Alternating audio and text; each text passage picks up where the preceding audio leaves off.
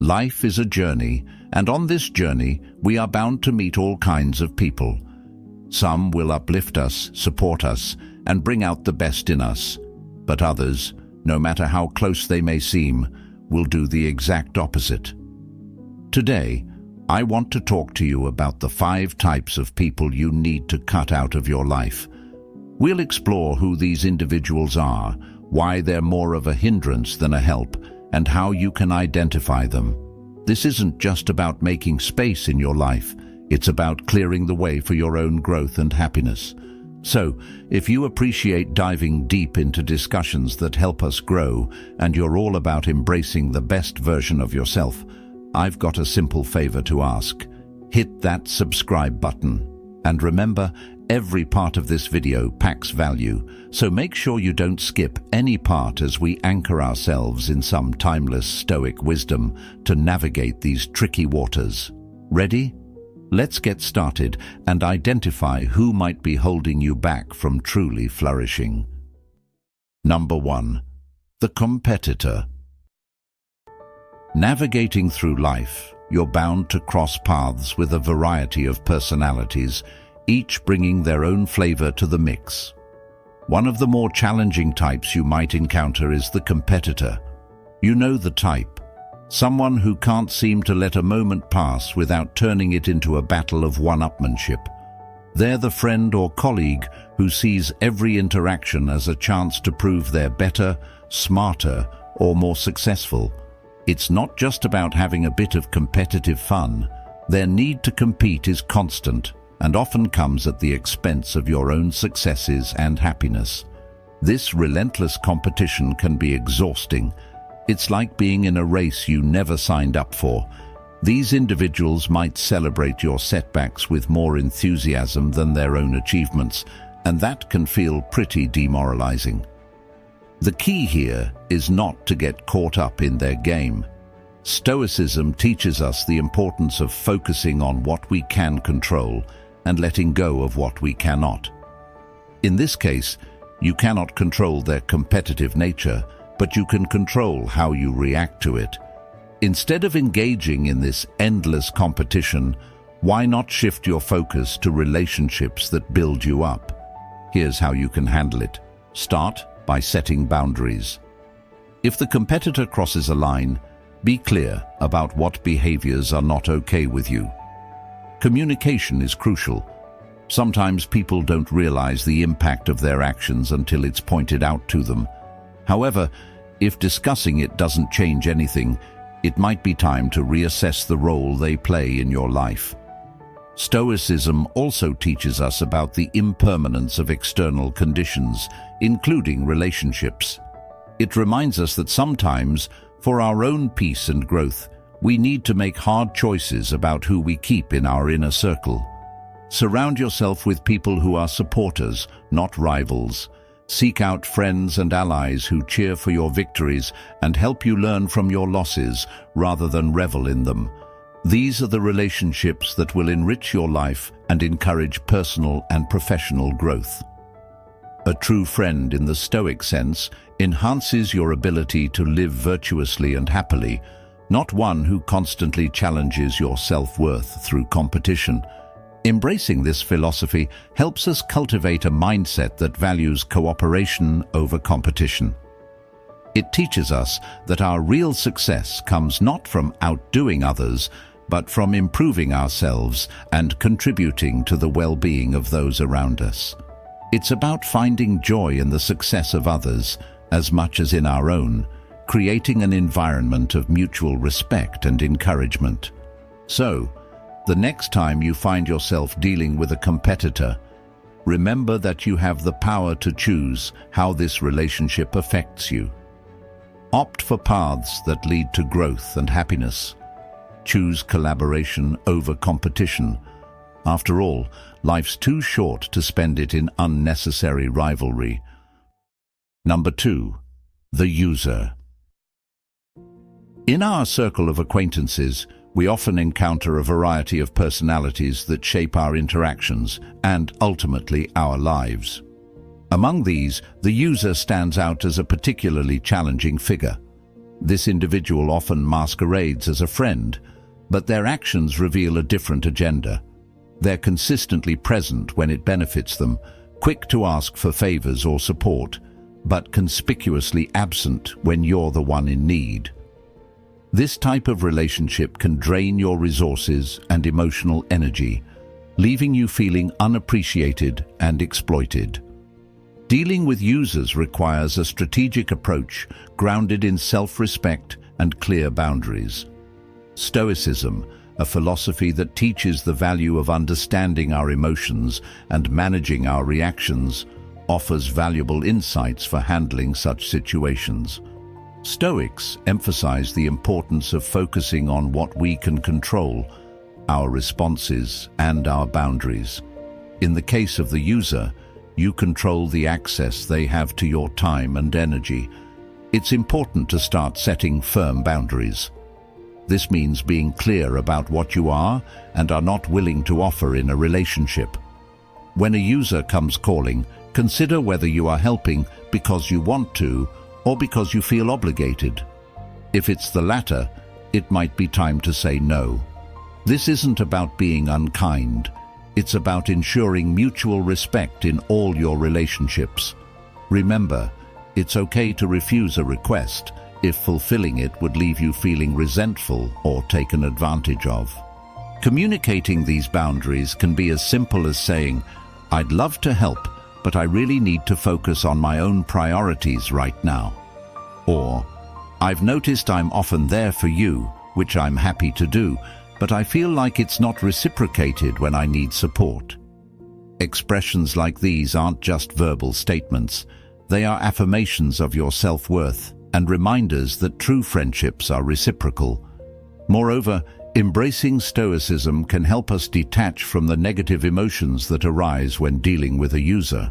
By reflecting on the impermanence of discomfort and focusing on our ability to remain virtuous, in this case honest and balanced in our dealings, we can maintain our composure and even our compassion. Stoic wisdom doesn't just protect us.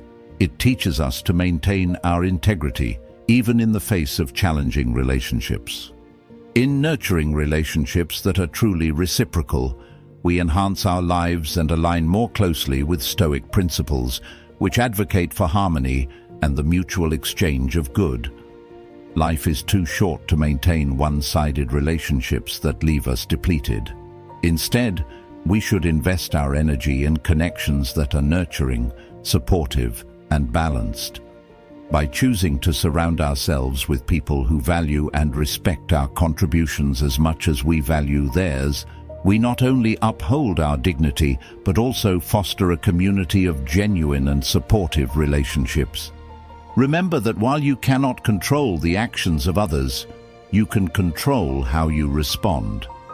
Setting boundaries with users isn't just about protecting your resources. It's about cultivating a life that is based on respect, reciprocity, and real friendship. Number 3. The blamer. Encountering a blamer can be one of the most draining experiences in our personal or professional lives. These individuals have a knack for shifting the weight of their own shortcomings and errors onto others, painting themselves as perennial victims of circumstances or the actions of those around them. This habit not only fosters a negative atmosphere, but can also stifle personal growth and collaboration. Blamers often operate by creating a narrative where they are free from fault, regardless of the evidence to the contrary. This can manifest in small day-to-day interactions or in significant ways, especially when things go wrong. Instead of looking inward to consider how their actions contributed to a situation, they point fingers, ensuring that someone else always appears to be the cause. This behavior can not only disrupt teamwork, but also damage relationships by eroding trust and respect. Stoicism provides a useful framework for dealing with blamers. Stoics teach us to focus on our own actions and responses, which are within our control, rather than external events or the behavior of others, which are not. When dealing with a blamer, this means not getting caught up in their narrative or allowing their accusations to affect your sense of self or emotional balance. Instead, it's about maintaining a clear view of reality and your role within it. To effectively handle interactions with a blamer, begin by recognizing the early signs of their behavior. These might include a consistent refusal to acknowledge their own mistakes, or a pattern of criticizing others without basis. Once you identify these tendencies, you can start to distance yourself emotionally from the impact of their words. This doesn't mean ignoring them or the problems they present, but rather approaching interactions with a calm, prepared mindset that prioritizes constructive resolution over conflict. Communicating openly and assertively can also be key. When a blamer tries to pin a problem on you, respond with calm, fact-based observations that reflect the situation as it truly is. For example, you might say, "I understand you're upset about how the project turned out, but let's look at what we each could have done differently," thereby steering the conversation toward a more productive and less accusatory discourse. Surrounding yourself with people who embrace accountability is another Stoic approach. These individuals will not only support your personal and professional growth, but also provide a healthy counterbalance to the negative influences of blamers. They model behaviors that encourage mutual respect and self-improvement, creating an environment where constructive feedback and personal responsibility are valued. Practicing Stoic principles such as emotional detachment can be incredibly beneficial. By learning to detach from the emotional weight of a blamer's accusations, you empower yourself to respond rather than react. This means observing the situation with a level head and making decisions that align with your values and integrity rather than getting pulled into emotional turmoil. Number 4. The complainer. It seems like every group has that one person who can find a cloud in every silver lining, the complainer.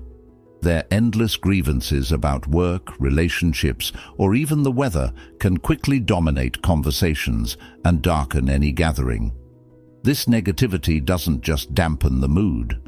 Over time, it can start to affect your own outlook on life. You might find yourself dreading interactions with them or feeling drained after even a brief conversation. The Stoic philosophy offers a valuable perspective on dealing with the complainer. Stoicism teaches us to accept things we cannot change while working courageously on the things we can. When it comes to the complainer, while you might not be able to change their view of the world, you can certainly adjust how you interact with them. The goal is to protect your own peace of mind without giving up on kindness and empathy. One effective approach is to limit your exposure. This isn't about avoidance, but rather about setting healthy boundaries. For instance, you might decide to keep interactions brief when you know they're likely to spiral into complaints. Or you might choose to steer conversations towards topics that are less likely to prompt grievances. This way, you maintain a polite distance that shields you from the brunt of their negativity. Addressing the behavior directly can also be a Stoic response, grounded in the virtue of courage. It involves speaking up about how the constant negativity affects you. This doesn't mean confronting them aggressively, but rather expressing your feelings calmly and assertively. For example, you could say, "I understand that you're upset, but focusing on the positives could help us find a better solution." This approach not only sets a boundary, but also provides the complainer with a different perspective, which they may not have considered. Encouraging a more positive outlook is another strategy. This involves helping the complainer see things from a different angle. When they bring up a problem, you could point out potential solutions or silver linings. It's about gently guiding the conversation away from the negative and towards the positive. However, as the Stoics would advise, remember that you can lead a horse to water, but you can't make it drink. Your efforts should be sincere, but not forceful. accept that the ultimate change must come from them. Stoicism also teaches us about the importance of inner tranquility and not allowing external forces to disrupt our peace. This philosophy can be particularly helpful when dealing with a complainer. By focusing on maintaining your own serenity, you can interact with them without getting emotionally entangled in their negativity. Think of their complaints as waves crashing against a sturdy rock. Your inner peace remains undisturbed despite the chaos around you. It's essential to nurture yourself. Constant negativity from another person can be depleting, and it's crucial to recharge. This might mean spending time in more uplifting company or engaging in activities that restore your positivity. Stoicism doesn't just teach us how to endure, but also how to thrive by prioritizing practices that maintain our well-being. Number 5. The abuser. Navigating relationships can sometimes lead us down very rocky paths, where we might find ourselves facing the most challenging of them all, the abuser. This person can fundamentally alter the landscape of our lives through their harmful behaviors, which may include emotional, verbal, or even physical abuse.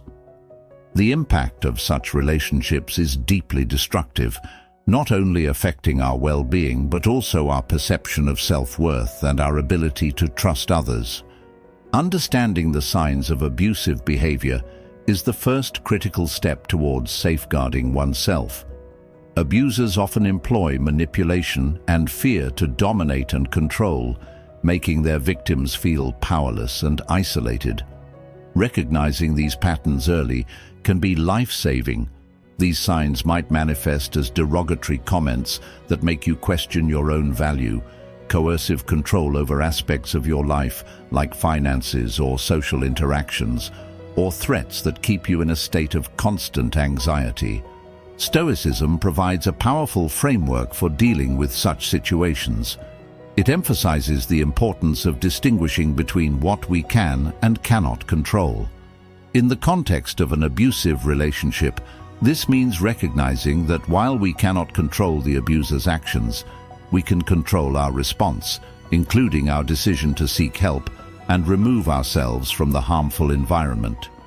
Taking action can be incredibly difficult, particularly when the abuse has eroded your confidence.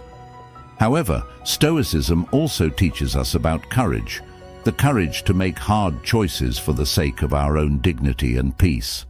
This might mean reaching out to trusted friends, family, or professionals who can provide support and guidance. It could also involve contacting organizations dedicated to helping those in abusive situations find safety. The decision to leave an abusive relationship is not just a step towards safety. It's a move towards respecting oneself and reclaiming one's life. Safety and respect are the bedrocks of any healthy relationship and should be non-negotiable. The Stoic principle of self-respect is crucial here. It compels us to remove ourselves from toxic dynamics that threaten our peace and virtue. Furthermore, Stoicism encourages us to view adversity as an opportunity for personal growth. While escaping an abusive relationship is fraught with challenges, it also offers a profound chance to strengthen one's resilience, to rebuild a sense of self that might have been diminished by the abuser's actions. It teaches us that our reactions to external circumstances define our character and our destiny. In dealing with an abuser, it's essential to cultivate an internal locus of control, believing that you have the power to change your circumstances. This is what Stoicism aims to bolster. It's about more than endurance. It's about transforming suffering into strength, understanding that you have the agency to change your story, and ensuring that no one else holds the pen. Remember that healing from abuse is a journey. It requires patience, support, and a lot of self-compassion. Stoicism can help maintain a balanced perspective during this process, reminding us that while we cannot undo the past, we can shape a future that values our worth and celebrates our resilience. At the end of the day, the people you surround yourself with shape your thoughts, your energy, and your future. Life is too short to carry the weight of toxic relationships.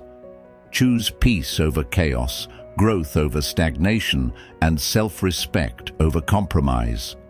The Stoics taught us that we are the masters of our own choices, and sometimes the bravest choice is walking away from what no longer serves us. If this message resonated with you, take a moment to reflect. And if you're ready to continue your journey of wisdom and self-mastery, check out one of the videos on your screen now. Thank you for being a part of Stoic Journal. Stay strong, stay wise, and I'll see you in the next one.